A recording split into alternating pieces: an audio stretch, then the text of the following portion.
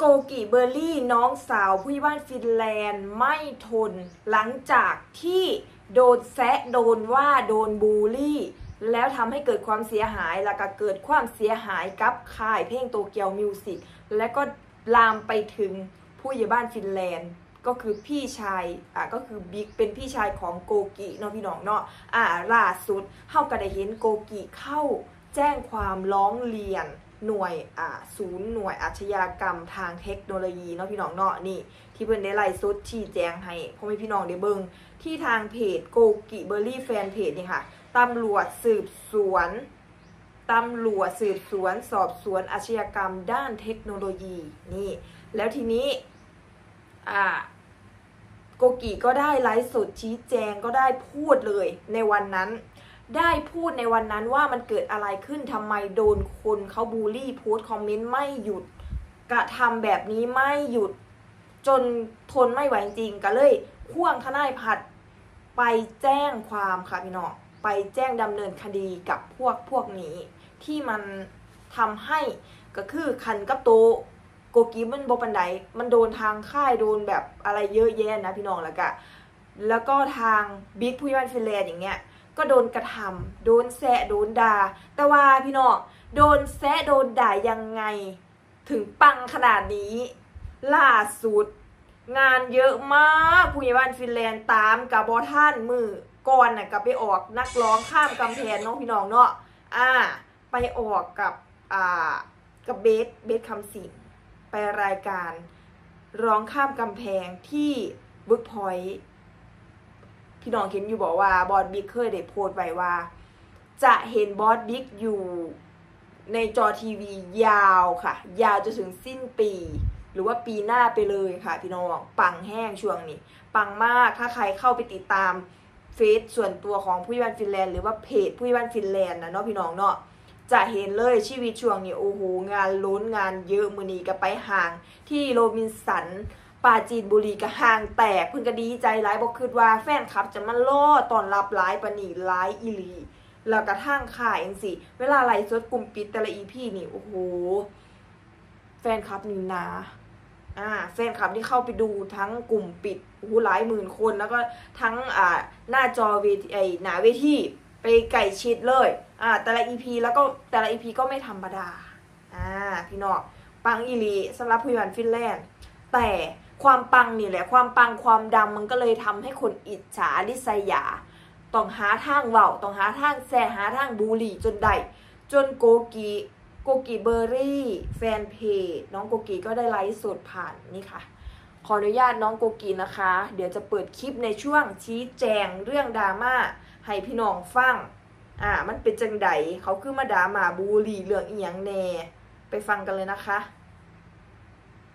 ต่อกันแล้วก็เอาไปตีแผลอะไรเนี่ยค่ะใช่คือจริงๆเนี้ยมันเกิดความเสียหายไม่ว่าจะเป็นตัวหนูเองตัวทางค่ายด้วยแล้วก็ศิลปินด้วยเพราะว่าเขาพยายามจะเล่นทุกอย่างสมมติว่าถ้าเขาโจมตีศิลปินแล้วไม่รอดเขาก็จะเปลี่ยนเป็นประเด็นใหม่ไปเรื่อยๆอย่างเงี้ยค่ะมันก็ทำให้พวกหนูเสื่อมเสียชื่อเสียงพวกหนูก็มีความไม่สบายใจมากเลยเหตุการณ์ที่เกิดมันหลายอาทิตย์หลายวันเพิ่งไม่กี่วันเองค่ะไม่กี่วันเองเขาก็บอกว่าในเขาพูดทุกวันเขาบอกว่าหนูไม่ไปเกณฑ์ทหารซึ่งแล้วเขาตอนนี้คือเพศสภาพหนูก็เป็นแบบนี้แต่ว่าคือเขาเอารูปตอนที่หนูเรียนอยู่มัธยมอะค่ะซึ่งผมสั้นจากชื่อโรงเรียนมีทั้งชื่อสถาบันที่ปักหน้าอกและมีชื่อนามสกุลแล้วก็โพสชื่อนามสกุลหนูบอกว่าหนูไม่ไปเกณฑ์ทหารซึ่งถ้าเกิดว่าหนูไม่ไปเกณฑ์ทหารแปลว่าหนูทำผิดกฎหมายใช่ไหมคะหนูก็เลยไม่สบายใจเพราะว่าคือหนูก็ผ่านกระบวนการตรงนั้นมาแล้วก็มีสังคมอะค่ะเข้าไปตีแผ่เรื่องแบบการเกณฑ์ทหารไปอีกเรื่องคือเขามันเหมือนแบบว่าคอมเมนต์ไม่จบค่ะหนูก็เลยมีความไม่สบายใจตรงนี้ด้วยโดยส่วนตัวหนูเหมือนเขาก็แบบขุดคุยเอาข้อมูลส่วนตัวของเรามาด้วยใช่ค่ะมีการบูลลี่ด้วยแบบเรื่องความแบบว่าแบบไม่สนเขาเรียกอะไรไม่สมประกอบของร่างกายของเราด้วยอะไรอย่างเงี้ยค่ะก็มีด้วยอย่างอันนี้ก็คือเขาทำเราเจอมานานหรือยังพี่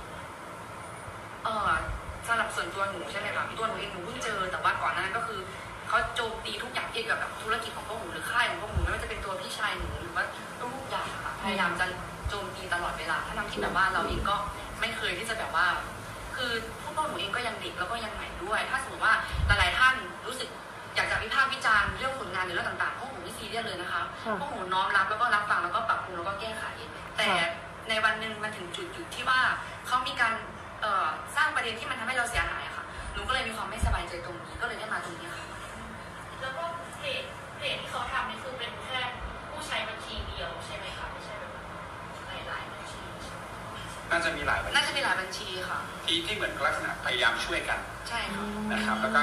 คนหนึ่งพูดประเด็นหนึ่งอีกคนหนึ่งก็เสริมประเด็นนี้ครับที่จริงเวลารวมกันแล้วมันเกิดให้ความเสียหายนะครับอย่างตัวของฝั่งของโอเคคิดว่าแบบเป็นแค่คนเดียวทำก็เป็นหนูถ้าตัวหนูมองหนูคงมองว่ามันอาจจะเป็นหนูใช้คำว่าคนที่มีความคิดไปในแนวเดียวกันไม่รู้ว่าเป็นกลุ่มไหมแต่ว่าเขาน่าจะมีความคิดไปในแนวเดียวกันถึงแบบตีกระแสอะไรเงี้ยไปในแนวเดียวกันประมาณอย่างข้อความที่เขาโจมตีเราเป็นแบบแนวไหนบ้างยกตัวอย่างได้ไหมคะอะไรที่เราคือเอียงอะไรประมาณนี้คือบูลลี่เลยค่ะแล้ว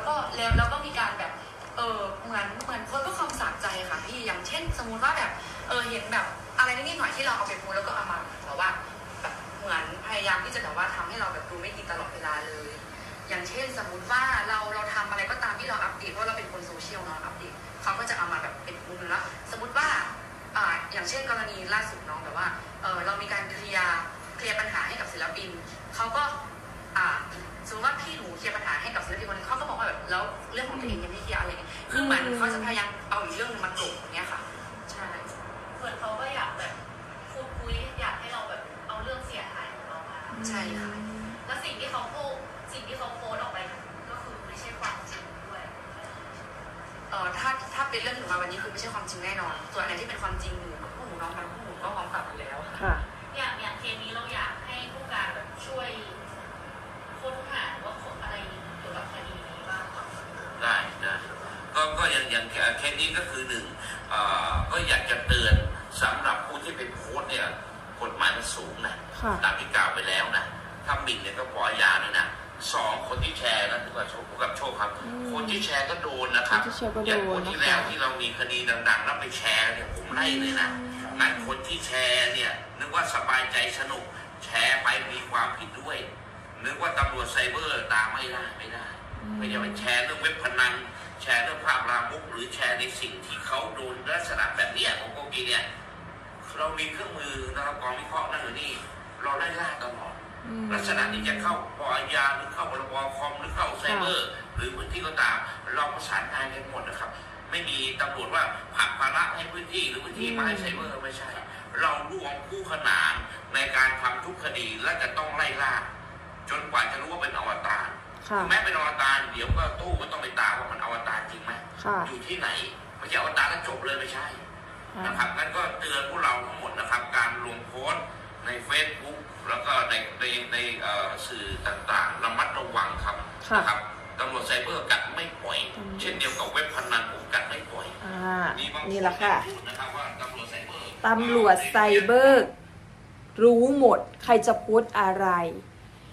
สาวกุกว่าคือสิได้เคยได้ยินบอดบิ๊กเคยเว้าว่าบ่ไปไล่ฟ้องผู้ใดดอกผู้ใดด่าผู้ใดยังให้มันเว้าไปให้มันอันนี้ไปอาจจะเคยได้ยินคำนี้หรือเปล่าก็เลยแบบอยากพูดอะไรพูดสนุกปากอยากพูดอะไรอยากเม้นอะไรอยากว่าอะไรอยากบูลลี่เขาอยากโจมตีเขาเว้าไปแบบบ่คิดเอาไปเอามาบัดเขาทนบ่ได้อีหลีได้บัดนี้พี่น้องเพิ่นทนบ่ได้เพราะว่ามันโดนแล้วมันเกิดความเสียหายกับค่ายแล้วพยายามขุดในตัวศิลปินก่อนหน้านั้นก็ขุดเรื่องกล้องขึ้นมาว่ามีลูกซ่อนเมียไว้ขุดขึ้นมาว่ามีลูกจักคนแล้วที่นี่มันโมเมนต์ตามขาดเพิ่นดิบัดแฮงขุดแฮงด่าเขาแฮงได้งานสปอนเซอร์แฮงเขาแฮงอยากฮู้จักว่าผู้นี้เป็นผู้ใดก้องวายุนี่เป็นใครยังไงทำไมเขาทำข่าวเขาขุดเขาอะไรทำไมกระแสแบบแรงมากเพราะเขาขุดแล้วก็คือเขาไม่ได้มีอะไรผิดเลยเขาก็ยังรับผิดชอบลูกของเขาถึงเขาไม่ได้อยู่กับลูกกับเมียคนสองคนอะไรก็ตามแต่เขาก็รับผิดชอบเขาก็มีความเป็นพอเป็นลูกผู้ชายพอแห้งสีคุดเขาแห้งโด่งดังบัดก็เหมือนอย่างนี้แหละไปโพสต์ไปประจานไปโจมตีเขาพยายามทำให้เขาแบบดิ่งลงพยายามทำให้เขาใส่ร้ายป้ายสีเขาทุกอย่างทำให้เขาดิ่งลงก็เลยเจอนี่พี่น้องบ้านนี้เขาเอาจริงบ้านนี้เขาออกมาฟ้องจริง เพราะว่ามันค่ายเขาตอนนี้มันมีชื่อเสียงมากถือว่ามีชื่อเสียงระดับต้นๆของประเทศไทยถึงจะเป็นค่ายหน่อยก็ตามแต่ว่าแฟนคลับให้การตอบรับทั้งประเทศเลยพี่น้องแฟนคลับสนับสนุนทั้งประเทศให้การตอบรับไม่ว่าจะไปไหนคนก็แห่ไปทั้งไลฟ์สดกลุ่มปิดทั้งไลฟ์สดให้เบิ่งในเพจในอย่างคนเขาไปเบิ่งเทิงหน้าจอเทิงหน้าเวทีจังซี่แม่พี่น้องไปแสดงอยู่ไซคนกันหลายคนก็ให้การตอบรับหลายขายของกับขายยังกับบ่พอไลฟ์สดสินค้ายังกับบ่พอทางพยาบาลฟินแลนด์เฮ็ดอีหยังก็คือปังแห้งช่วงนี้ปังมากปังทุกอย่างจับอะไรเป็นเงินเป็นทองแฟนคลับก็ฮักก็หลงหูจักทั้งประเทศหูจักบิ๊กพยาบาลทั้งประเทศเลยก็เลยอยู่เฉยบ่ได้ก็เลยโกกิก็เลยจัดการเลยสำหรับคนที่ปากดีปากเร็วแล้วตำรวจเพิ่นก็ได้เตือนอยู่ค่ะพี่น้องจะคอมเมนต์ไม่ใช่แค่คนคอมเมนต์คนโพสนะคนแชร์ก็โดนนะคะระวังนะคะจะคอมเมนต์อะไรให้ระวังด้วยค่ะถ้าเงินในบัญชีมีไม่มากพอก็คือไม่ต้องคอมเมนต์ค่ะเลื่อนผ่านค่ะสำหรับคนที่ไม่ชอบเขาเหมือนกันจังซี่แม่ค่ะพี่น้องนี่แหละค่ะออกมาเตือนแค่นี้แหละค่ะว่าเพิ่นเป็นจังใดออกมาเดือดในเรื่องราวอีหยังแน่สำหรับคลิปนี้สาวกุ๊กเขมราชขอจบไว้เพียงแค่นี้ค่ะไปแล้วค่ะสวัสดีค่ะ